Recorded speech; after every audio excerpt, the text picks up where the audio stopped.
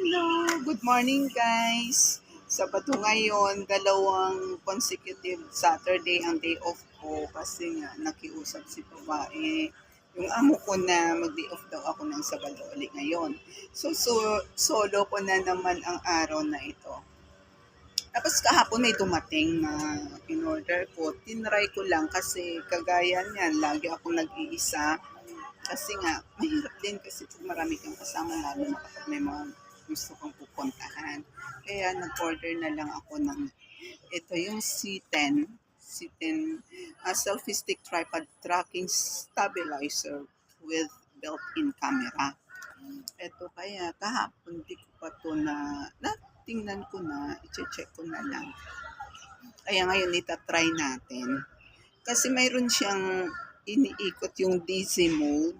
Tapos may wireless remote control siya. Tapos may face tracking. And then ang kanyang metal keep support daw. Tapos mayroon pa siyang stabilizer. Kaya ito buksan na natin. Ayun. Kasi kahapon kinuha ko na ito. Sinyars ko lang kagabi. Mayroon siyang connector na pwede mo nang i-charge sa anytime. Tapos ito na ngayon ang kanyang mukha. Ayan. Ito mayroon siyang, ito yung charger niya. Tapos dito mayroon siya dyan na power on, power off. Tapos i-connect mo na lang sa Wi-Fi. I-connect mo sa Bluetooth ng cellphone mo. Tapos ito ang kanyang camera.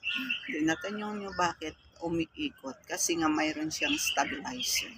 Na kahit naglalakad ka or tumatakbo ka, hindi masyadong mauga ay yung video mo.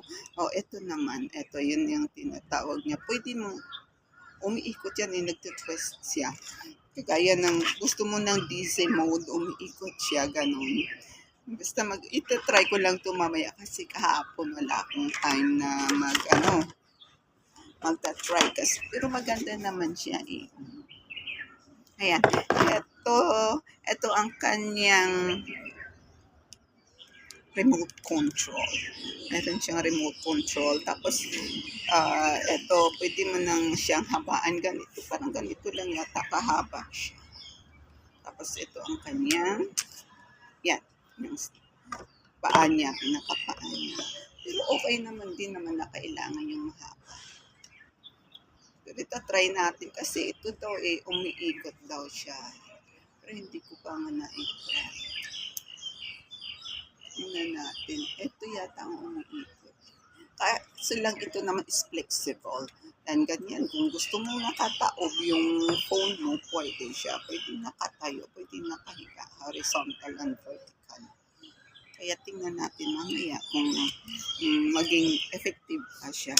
Mas maganda ito lalo na kung nagko-content creator ka, mahilig kang magpunta sa ibang place na wala kang kasama, wala kang videographer.